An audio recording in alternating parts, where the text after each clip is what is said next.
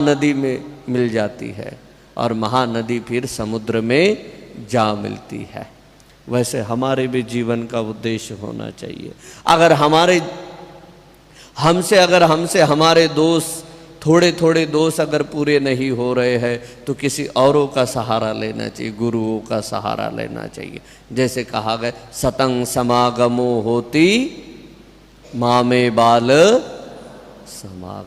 मेरा इसलिए मेरे सत्संग क्यों हो मेरा, क्योंकि इसी के लिए, क्योंकि संत लोग जो होते, संत का अर्थ वो नहीं, संत का अर्थ होता है जिनकी इंद्रिय शांत, संतेन्द्रियोच निपकोच, जिनकी इंद्रिय शांत है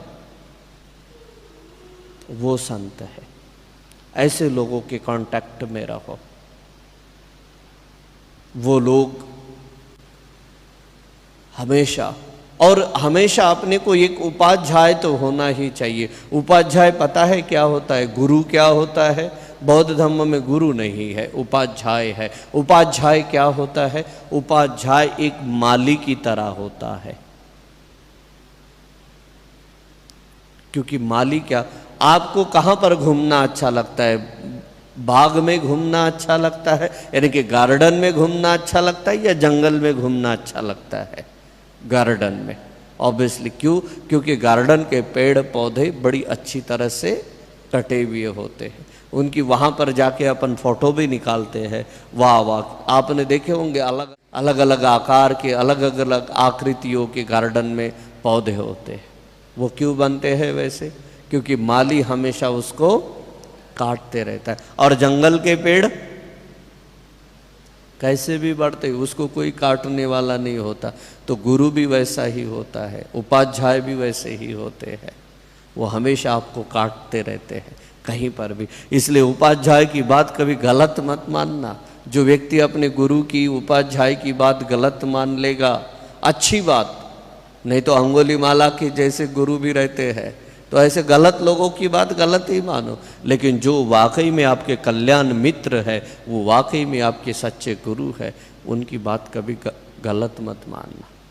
वो आपका रागाग्नि, वो आपका द्वेषाग्नि और वो आपका मोहाग्नि कम करते हैं, और तब आप शांत होते हैं। उसी को, तब आपको निर्वाण मिल सकता है। और निर्वाण को मरना नहीं पड़ेगा ना। मरने के बाद किसने देखा?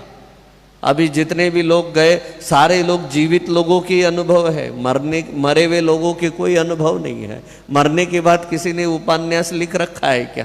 कोई आत्मचरित्र लिख रखा है कि मैं मरने के, अभी मुझे मरने को इतने इतने साल हो गए और मुझे ऐसे ऐसे अनुभव आए?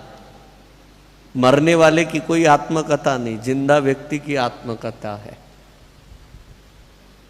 तो निर्वाण भी मरने के बाद नहीं, तो जीवित अवस्था में ही आपको मिलेगा। बस आप निर्दोष जीवन जीना प्रारंभ कर दो, राग द्वेषाग्नि को नष्ट कर दो।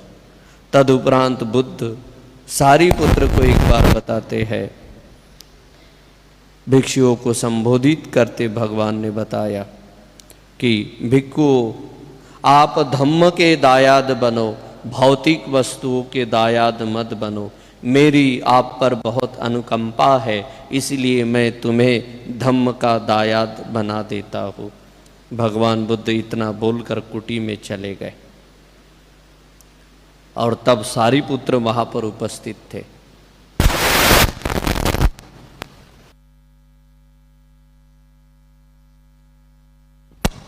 हेलो, भिक्षुओं को समझा नहीं कि बुद्ध ने क्या कहा। बुद्ध पुरुष ने कहा कि आप किसके दायाद बनो? धम्म के दायाद बनो।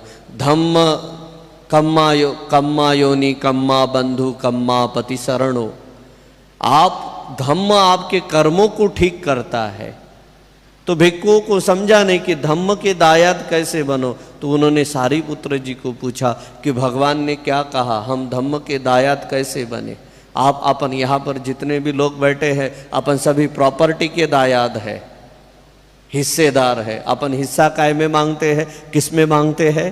प्रॉपर्टी में। मेरे माँ ने इतना कमा के रखा, मेरे बाप ने उतना कमा के रखा, मेरा हिस्सा इतना बनता, मेरा हिस्सा उतना बनता। बुद्ध बोलते हैं इसमें हिस्सेदारी मत मांगो, अपने राग द्वेष को नष्ट करने में हिस्सेदारी मांगो। राग द्वेष, जो व्यक्ति राग द्वेष क्रोध को नष्ट करने की हिस्सेदारी मांगता है, अपन लोग अपने माता पिता को हमेशा बोलते हैं कि हमें ये हिस्सा दे दो, वो हिस्सा दे दो। माता पिता से कभी हिस्सा लेना है तो पुण्य का हिस्सा लो, कि आप पुण्य कैसे अर्जित करते हैं। ज्येष्ठों से अगर कुछ मांगना है तो पुण्य के बारे में पूछो, पाप पुण्य के बारे में पूछो। जैसे राहुल, जब बुद्ध पुरुष कपिलवस्तु नगरी गए तो राहुल ने बुद्ध पुरुष को क्या मांगा? हीरे, मानिक, सोना चांदी, वो नहीं मांगा।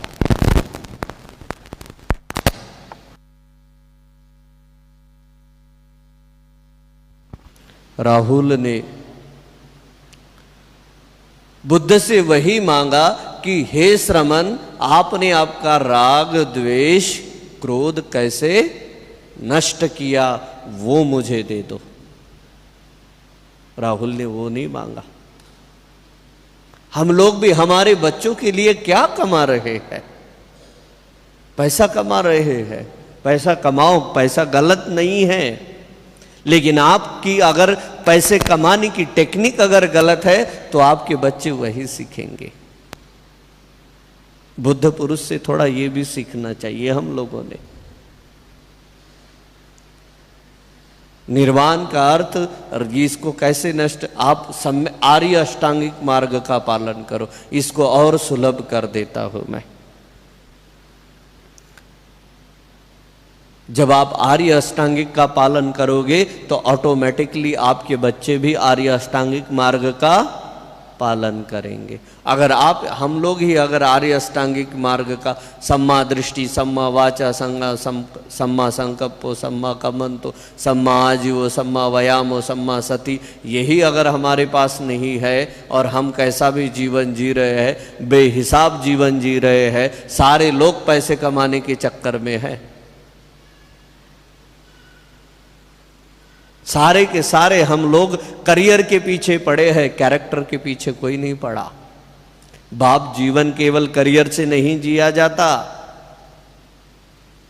लोग करियर करने के बाद भी आत्महत्या कर लेते हैं। 1970-80 के दशक की एक बात है। उस समय की सबसे फेमस हॉलीवुड की हीरोइन थी मर्लिन मुनरो। मर्लिन मुनरो के पास बहुत सारी संपत्ति थी, बहुत सारी शोहरत थी, लेकिन उसने आत्महत्या की। क्यों? क्योंकि उसके पास संस्कार नहीं थे।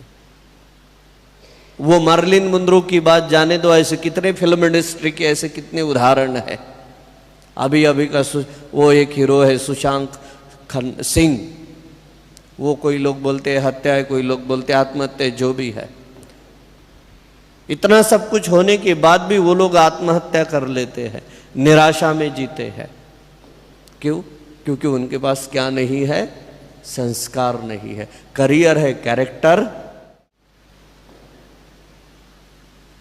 हम लोगों, मैं ये नहीं बोलूंगा कि आप करियर का चक्कर छोड़ दो, नहीं, करियर के पीछे तो लगो। अरे भाई, करियर तो तभी सक्सेस होगा जब आपका कैरेक्टर सही होगा।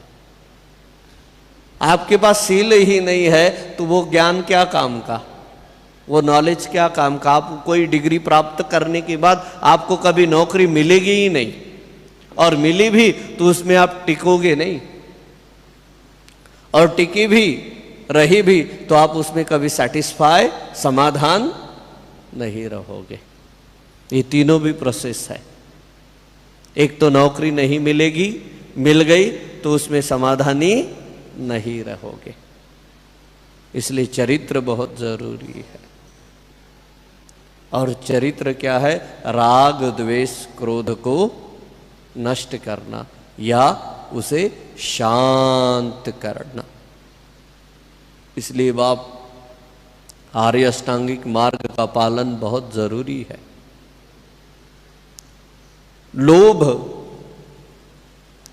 लोभ से और द्वेष से हम लोगों ने दूर रहना चाहिए। लोभ का अर्थ होता है कि मुझे किसी की परवाह नहीं, कोई कैसा भी रहे। और द्वेष का अर्थ होता है जलन, ईर्ष्या। तो जलन से दूर रहो। इसको दूर रहने के लिए मध्यम मार्ग है, आर्य अष्टांगिक मार्ग है। और यही आर्य अष्टांगिक मार्ग मध्यमा पटिपदा चक्षु उदपादि यान उदपादि पय्या उदपादि विज्जा उदपादि आलोको उदपादि। जब हम लोग मध्यम मार्ग से जीवन जिएंगे तो हमें दृष्टि उत्पन्न हो जाएगी, सही गलत हम देख पाएंगे। सही गलत जब देख लिया तो हमको बोध, कौन सही गलत का कौन फैसला करता है? जिसके पास बुद्धि है, नॉलेज है। यानी कि किताबों वाला नॉलेज नहीं, सदाचारी वाला प्रज्ञा है जिस लोगों के पास। और फिर प्रज्ञा के बाद उसको शांति मिलेगी, उसको लगेगा कि मैंने किसी का गलत नहीं किया, वो शांत हो जाएगा। बुद्ध बोलते हैं कि हम लोगों ने क्रोध बहुत बुरी चीज़ है, द्वेष बुरी चीज़ है, ईर्ष्या बुरी चीज़ है, मत्सर बुरी चीज़ है, और कंजूसपना तो उससे भी बुरी चीज़ है। कंजूसपन से बचो, लालच से बचो, ढोंग से बचो, ठगी से बचो, उद्धटता से, धीटता से बचो, मोह से बचो, क्रोध से बचो। हमारा क्रोध कैसा होने चाहिए? पत्थर पर की लकीर, रेत पर की लकीर, या पानी पर की लकीर? पानी पर की। पत्थर पर की लकीर बांध के रखोगे तो मरते दम तक वो कभी वो बोझ ही होगा आपको। जब जब वो व्यक्ति आपको दिखेगा तब तब आपको गुस्सा आएगा, कभी हैप्पी नहीं रहोगे, खुश नहीं रह पाओगे। द्वेष बुरी चीज़ है, द्वेष भी पत्थर पर की लकीर मत बनाना। जब जब वो व्यक्ति दिखेगा, हंस तो रहे हैं बराबर, लेकिन अंदर ही अंदर द्वेष है। मैं तो इसे एक ना एक दिन तो देख लूँगा या देख लूँगी। तो ये जब जब वो आपके मन में ये भाव उत्पन्न होगा कि मैं इसे देख लूँगा या देख लूँगी, जो आप अच्छे करने आ रहे हो वो भी नष्ट हो जाएगा। क्या आप अच्छा कर पाओगे? नहीं कर पाएंगे। द्वेष, ईर्ष्या बुरी चीज है, ईर्ष्या भी मत करो, मत्सर मत करो। ये सभी को पता है कि हमने ईर्ष्या नहीं करनी चाहिए, मत्सर नहीं करना चाहिए, द्वेष नहीं करना चाहिए, लेकिन सुनता है कौन? पता तो सभी को है, लेकिन पालन करता है कौन? इसका पालन करो। सभी को पता है कि हम मरेंगे तो साथ में कुछ नहीं जाएगा, लेकिन फिर भी कंजूस है, कोई देने के लिए तैयार नहीं। आप लोग यहाँ पर जितने भी बैठे हैं, अगर मैं आपसे पहले मरा तो बात अलग, और अगर मैं आपके बाद मरा ना तो मैं आपकी सारी प्रॉपर्टी आपके साथ जला दूंगा। कमाओ कितनी कमानी है। तो बिल्कुल दान मत देना, हमें तो बिल्कुल ही दान मत देना, भिक्षुओं को बिल्कुल दान मत देना, वो तो बस ऐसे ही है ना। ये बुद्ध विहार, किसी को दान मत देना, बस कमाते जाओ कमाते जाओ, और मरोगे तो मैं हूं, अगर मैं रहा तो बांध के दे दूंगा। लेके जाएंगे बांध के, हाँ या ना? तो फिर दान क्यों नहीं करते? कितने बाजिंदे हैं, सभी को पता है कि ये बात हम लेके नहीं जाएंगे। भाई ये छोटी छोटी चीजें हैं। मैं केवल लालच, सभी को पता है कि लालच बुरी चीज है, लेकिन फिर भी हम उसको नहीं छोड़ते। ढोंग को बुरी, ढोंग करते हैं हम लोग, नाटक करते हैं। कभी कभी हमारे नाटक तो बड़े खतरनाक होते हैं। हमसे अगर कुछ गलत हो जाए ना तो हम उसको बिल्कुल ऐसा ड्रामा करते हैं कि वो हीरो हीरोइन, वो फिल्म में के वो पर्दे पर के लोग क्या नाटक करेंगे, क्या ड्रामा करेंगे, ऐसा ड्रामा हमारा रहता है। तो ड्रामेबाजी बंद करो, ठगी बंद करो। लोगों को आप इजीली ठगा सकते हैं, विद्यार्थियों को खास तौर पर। विद्यार्थी और अपने गुरुओं को और माता पिता को आप जल्दी ठगा सकते हो, लेकिन खुद को कभी ठगा नहीं सकते आप।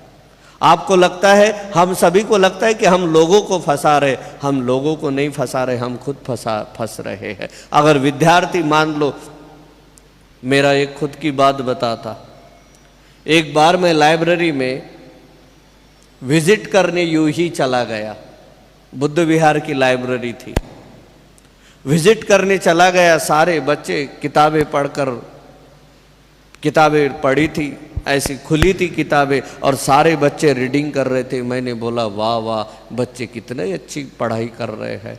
और जैसे ही मैं उनके पीछे गया तो वो किताब के पास मोबाइल था और मोबाइल पे अलग अलग दृश्य चल रहे थे, कोई गाना सुन रहा था तो कोई कुछ कर रहा था, और वाकई उनकी आंखें बिल्कुल उधर मोबाइल की इधर ही होती। शायद कभी कभी आपके घरों में भी ऐसा ही होता होगा, देखना थोड़ा।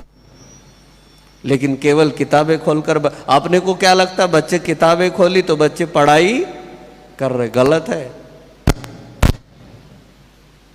और जब अपन ये गलत करते हैं, जब अपन पढ़ाई के समय में ये फालतू के कार्य करते हैं, हमें लगता है कि हम हमारे माता पिता गुरुजनों को फंसा रहे हैं।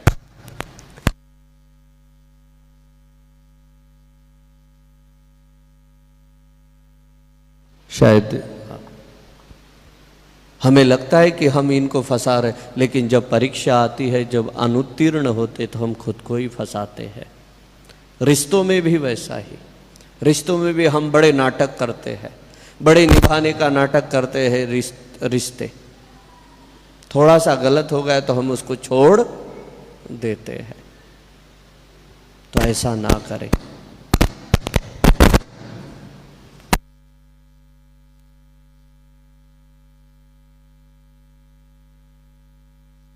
तो थोड़ा सा हम लोगों ने इससे बचना चाहिए। और सबसे बुरी बात तो यह है, धीटपना से बचो, धीट मत बनो। यानी कि किसी के साथ उदंडता पूर्वक व्यवहार मत करो। हम इतने उदंड रहते हैं कभी कभी, इतने कि हम किसी की नहीं सुनते। हमें कभी कभी ज्ञान का अहंकार, इतने अहंकारी होते हैं, किसी को पैसों का गर्व, किसी को पैसों का अहंकार